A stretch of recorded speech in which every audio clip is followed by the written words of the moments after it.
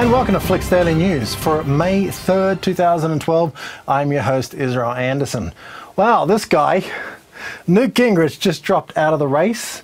He went with absolutely no debt whatsoever because he believes in a very sensible fiscal policy. He would have been the right man to balance the budget, and I'm talking a load of nonsense. Actually, this guy left the campaign. Here's a little something. You know why they suspend their campaigns? Why they only suspend them and they don't close them out? Because they can't raise money anymore if they close them out. So he wants to keep raising money even though he's no longer in the race. Why? Because he has $4.3 million in debt. Now, he was $4.8 million in debt, so he has paid some off. That's wonderful. And all the most important people have been paid off, like his own companies, and the company is owned by his wife, Killister, and the production company owned by his daughter and some other family members' companies.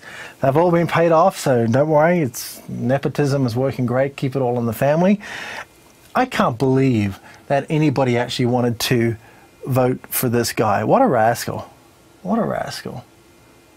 I just, if I was among friends, I'd say some more interesting things about the guy. Anyway. We just had this amazing rally last night at Cal State in Fullerton. Huge capacity crowd in the stadium. Take a look at this. Let me just get that out of the way. Huge amount of people there, and there's another one coming tonight as well. So upcoming Ron Paul events tonight in about 2 hours. UC Davis, make sure you get along there. This is going to be a huge event. In the morning as well, Ron Paul has a breakfast in San Diego. This isn't free. You have to pay to get into this one. It's not very much compared to some of the others in their $10,000, $15,000 fees. Actually, I think Obama had one once. Didn't he have a dinner? It was like $150,000 to get in. I mean, that's ridiculous. So 11:30 a.m. San Diego, that is tomorrow morning, and then tomorrow night UC San Diego. So that will be an awesome event to get along to as well. And if you're in Texas, they are having a rally on the steps of the Texas State Capitol building. This is May 6th at 2 p.m. Tea Party Express rally. There's going to be a whole bunch of other people there as well. This is going to be huge.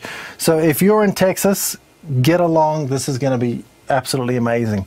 For those of you who haven't heard, a bit of media censorship going on here because YouTube, my slides are a little slow today, has closed down one of Ron Paul's previous channels for the 2008 campaign. There's been some discrepancy whether this was an official Ron Paul channel or just a fan-created channel. No, this was an official channel.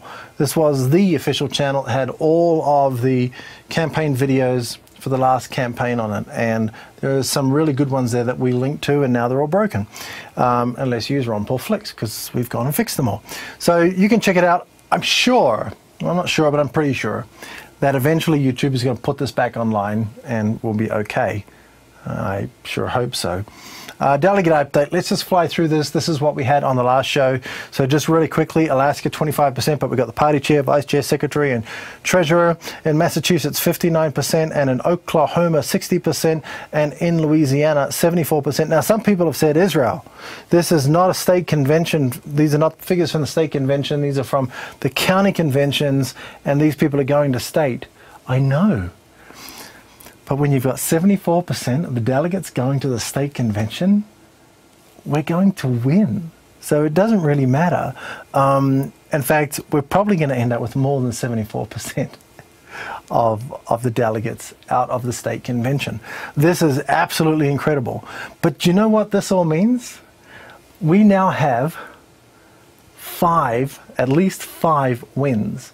We now have a plurality of 5 states, which means our name is on the ballot in Tampa, Florida, which means we did it.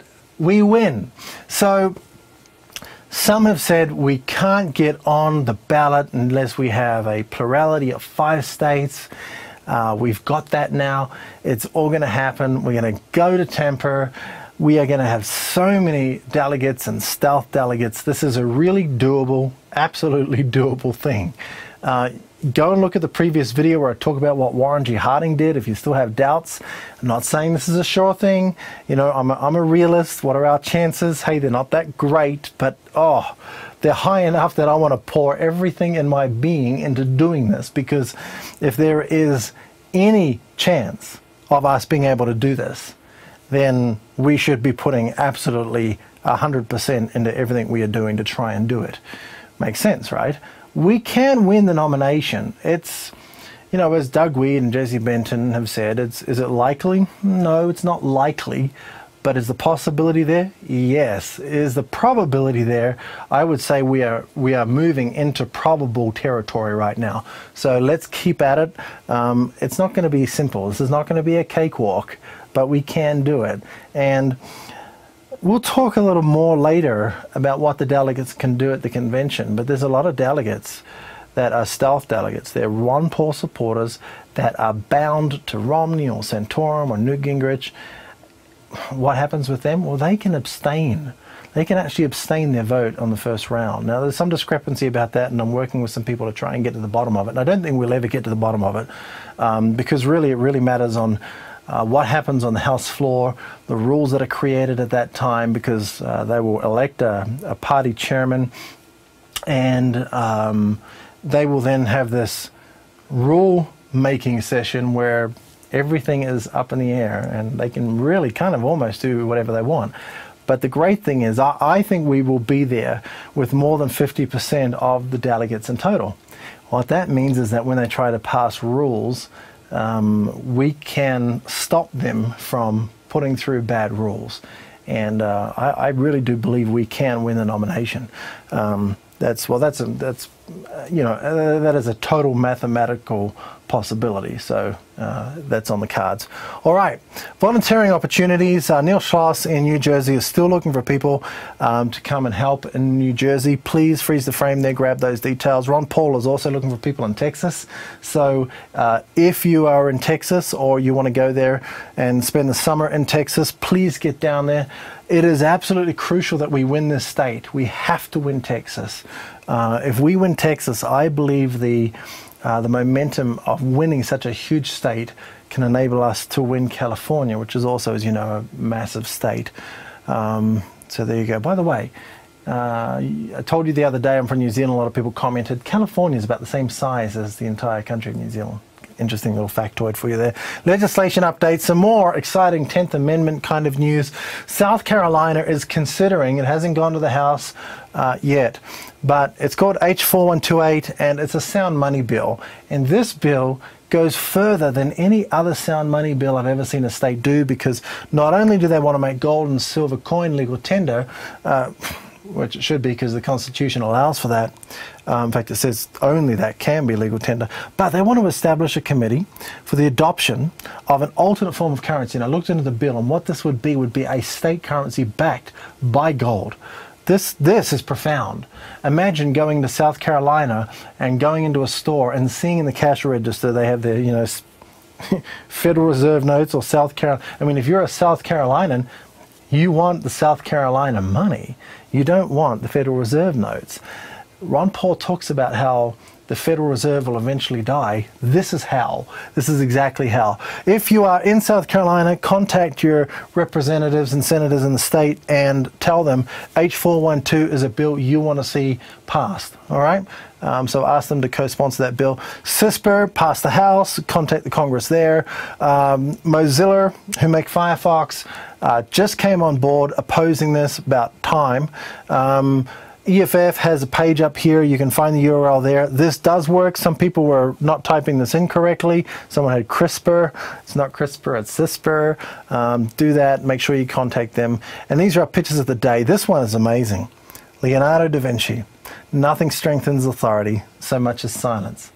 We're not silent anymore. And this one, I love this. Ron Paul, I believe this is one of his grandsons.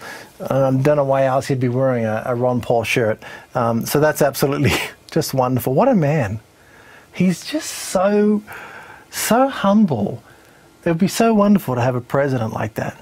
Anyway, that's our show. Please subscribe, favorite, thumbs up, comment, and share this video everywhere you can. You can follow us, and please do, on Twitter, Ron Paul FLIX, and on Facebook, Ron Paul FLIX. And you can financially support us here. That's our show. Please donate to the campaign. I will see you tomorrow night. Bye-bye. Let's get this straight. We're debating between a big spending, debt ceiling raising fiscal liberal, the moon colony guy, a moderate from Massachusetts, or a Texan with a real plan to balance the budget. Get with it, people. Only one candidate will stand up for Texas. Ron Paul isn't playing games. 5 federal bureaucracies gone. $1 trillion cut year 1. Get Washington off your back. Ron Paul, big, bold Texan. I'm Ron Paul, and I approve this message.